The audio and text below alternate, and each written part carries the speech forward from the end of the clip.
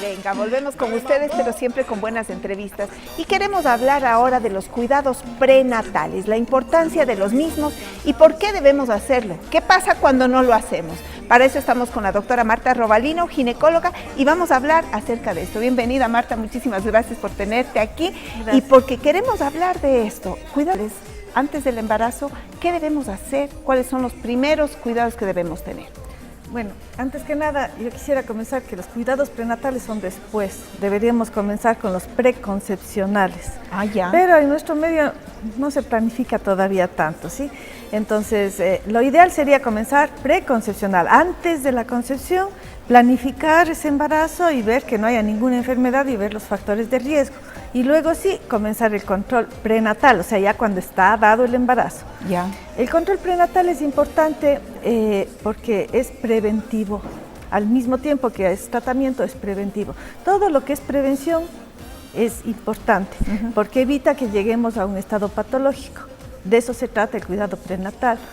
Debe cumplir algunas características, sobre todo tiene que ser precoz.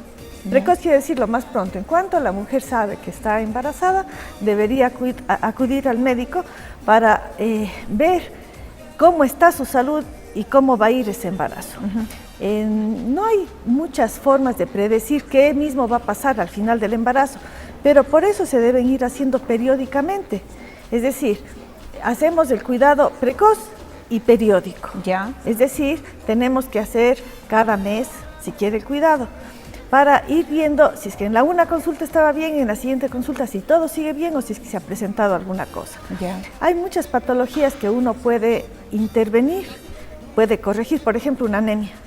¿Ya? Es común la anemia durante el embarazo. Es frecuente. Entonces, por ejemplo, si se presenta una anemia, podemos corregir esa anemia y hacer que no sea un factor de riesgo para ese embarazo. Por ejemplo, una infección de vías urinarias. Una infección de vías urinarias se puede llevar a partos, puede darte muchas complicaciones maternas y todo. Entonces, si se detecta eso durante los controles, se hace el tratamiento. ¿Ya? Hay otras cosas que no podemos prevenir 100%, pero pacientes que tienen riesgo de hacer tensión arterial alta, que se llama la preeclampsia, claro, que es muy riesgosa tanto para el niño como para la madre, en esos casos se puede intervenir para tratar de disminuir el porcentaje en que se presenta y tratar así de disminuir la morbilidad, que sería la enfermedad, y la mortalidad. Hay muchas tendencias ahora que debemos volver a la parte natural, que debemos volver a lo orgánico que es, y dicen que el embarazo es completamente biológico y que antes no se hacían esos cuidados y que ahora no se deberían hacer, que es más bien un proceso de mercantilismo médico el hecho de hacer los cuidados de estos prenatales. ¿Qué tan verdad pudiera ser esto y cómo refutamos esa teoría? Bueno, el embarazo y el parto son algo fisiológico. Pero dentro de lo fisiológico pueden presentarse situaciones patológicas y se necesita la intervención. El mejor obstetra no es el que hace más cosas, es el que hace lo mínimo para que vaya bien. Es decir, si vamos por un camino y está desviándose, le damos un toquecito para que siga por su camino normal. Entonces, el mejor obstetra está cuando se da cuenta de que está desviándose del camino. No es coger y darle cantidades de exámenes y cantidades de pastillas y medicamentos a la mujer. Hay que ir viendo que vaya dentro de lo fisiológico. Antiguamente, claro, no se hacía esto, pero ¿cuántos niños se perdían? ¿Cuántos niños, cuántos embarazos habían y cuántas madres se perdían? Porque todo eso conlleva bastante problemas de mortalidad. Tengamos en cuenta que en el embarazo yo no tengo una paciente, yo tengo dos pacientes. Si no son gemelos, son tres pacientes. Claro. ¿Ya? O sea, yo tengo la paciente, que es mi paciente, y los pacientitos, que son los petitos, claro, los bebés. Ya. Entonces, nosotros antes se veía solamente por la madre, actualmente se tiene que ver por el binomio de madre e hijo. Importantísimo el darnos cuenta de esto. Ahora, si es que se presentaran, hay factores que pueden poner más riesgo durante un embarazo y necesitan más cuidados prenatales. ¿Cuáles serían esos factores que pueden decir, cuídate más? Ya, existen factores que son modificables y otros que no son modificables. Por ejemplo, si tenemos una paciente que tiene una displasia de cadera, sabemos que esa paciente tiene un riesgo para su parto porque no va a poder dar a luz normalmente, lo más probable. Si tiene una cirugía ocular que no va a poder hacer esfuerzos, son factores que no son modificables. Entonces tenemos que hacer en la primera consulta de control prenatal, descartar o hacer un listado de todos los factores. Para eso se hace la historia clínica, se hacen los factores de riesgo. Entonces existen factores que son modificables y en esos tenemos que intervenir. Ya. Por ejemplo, si tenemos una paciente con desnutrición o una paciente con sobrepeso, una paciente con sobrepeso va a hacer más frecuentemente problemas de preeclampsia. Puede hacernos diabetes en el embarazo, diabetes gestacional. Entonces, son como una alerta.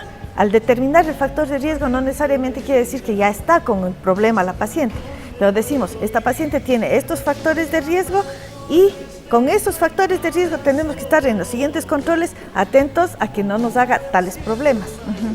Ese es el control prenatal. ¿Cuántos controles prenatales se deberían hacer? Bueno, el primero debería ser siempre antes de las 20 semanas de gestación. ¿Ya? Yo digo en cuanto se sepa que está embarazada. Perfecto. Ya. Y después los controles deberían ser cada mes. El mínimo que te da el Ministerio de Salud y la OMS, te dan 5 controles prenatales. Ese es el óptimo para ellos. Lo ideal sería un control cada mes hasta las 32 semanas. A las 32 semanas se hace cada 15 días. Y luego, desde las 38 semanas se hacen cada semana. O sea, es hasta el final. Tenemos que ajustar 40 semanas. Ya. Si es que el paciente o la paciente, la persona embarazada está pasándose las 40 semanas, es necesario también ya ver que el feto en este caso esté bien. O sea, se les da una semana más de gracia, digamos así. A veces nosotros contamos la fecha del parto y las semanas se cuentan desde la fecha de la última menstruación. Pero de pronto la concepción no fue justo a las 2 semanas, sino se retrasó tal vez una semana, la ovulación se movió y por eso se quedó embarazada en sus cuidados y todo. Entonces, siempre y cuando la salud del bebé esté bien, la salud materna esté bien y no hayan condiciones que, por ejemplo, una placenta demasiado vieja, la ausencia de líquido que se dan en los embarazos viejos, digamos, en los postérminos, entonces podríamos dejarle avanzar hasta las 41 semanas, pero ya se convierte en un parto de más riesgo. Entonces, ahora, dentro de todos estos cuidados que estamos hablando, también viene el hecho de las ecografías. Entonces, hay veces que nos dicen tienes que hacerte ecografías más seguidas para ver si es que está bien el desarrollo. ¿Cuántas ecografías debemos tener durante el embarazo? O sea, las necesarias, la primera, para diagnosticar, mientras más temprano hagas la ecografía, más exacto es el tiempo de embarazo. Si le mides a un embrión pequeñito, esta diferencia en la medida y todo va a ser mínima y ese embrión todavía no tiene desnutrición ni ha crecido más de la cuenta. Entonces, la primera ecografía es la que te da el tiempo de embarazo. Si con la primera ecografía decimos, por ejemplo, que tiene que nacer, qué sé yo, para el 30 de enero, y hemos venido controlándole así, con las últimas ecografías nos da que ya tiene que salir el 15 porque está más grande el bebé. Yo confío en la primera. La primera es la que te da el tiempo de embarazo. Las siguientes ecografías pueden ser para descartar malformaciones, para ver cómo va la maduración de la placenta y el líquido amniótico, sobre todo al final, y sobre todo el seguimiento del crecimiento del feto. Pero realmente se necesitan unas 3 ecografías nomás. Como necesidad. No hacen daño. La ecografía no hace daño, puede hacerse las ecografías que sean y las pacientes más bien se han acostumbrado, sobre todo a nivel particular, que en cada consulta van a hacerse la ecografía, van con familiares, van con el marido, van con el guagua chiquito que le dicen ahí está tu bebé, ahí está tu hermanito, lo que sea. Entonces, es importantísimo hacer la ecografía para ver el sexo, cosa que antes no era y no son importantes fisiológicamente ni como patología tampoco para detectar eso. O sea, pero son importantes socialmente, vienen a ser como un eco show. Eco show, qué bien puesta la palabra. Ahora, eso en cuanto a ecografías. En cuanto a exámenes de sangre, ¿cada cuánto tiempo? Los exámenes de sangre tienen que hacerse en la primera consulta y si es que no hay patologías, se harán nuevamente en el segundo y en el tercer trimestre ya cerca del parto. Pero si es que hay patologías y todo, tendrán que ser más seguidos. Existen patologías en las que necesitamos hacer seguimiento casi mensual. El examen de orina debería hacerse con más seguido. Y existe una tabla que se llama el Score Mamá. El Score Mamá es una tabla llena que te da una calificación de 0 a 3 de los riesgos, sobre todo de signos vitales, de proteinuria y de estado de conciencia de la paciente. Para saber en qué estado está la paciente, le calificas ese score y para tratar de disminuir la morbimortalidad materna. Hay tantas cosas de las cuales tenemos que hablar, Marta, en verdad siempre nos falta tiempo, pero yo sé que hay muchas mujeres que estarán queriendo conectarse y contactarse contigo. ¿Cómo pueden hacerlo, por favor? Yo trabajo en la Clínica La Paz, ¿Ya? que queda por el Mercado 12 de Abril. Trabajo en las mañanas de 11 a 1 y de 5 a 7. Queremos agradecerte muchísimo por tanta información importante. Recuerde que es sumamente necesario y es nuestra responsabilidad, no solamente el traer al mundo, sino el cuidarlos desde su concepción. Y para eso siempre con las manos de los mejores profesionales. Muchísimas gracias nuevamente. Nosotros vamos a dar paso aquí a Mónica, que ya está con cocina. Vamos a ver de qué se trata el día de hoy.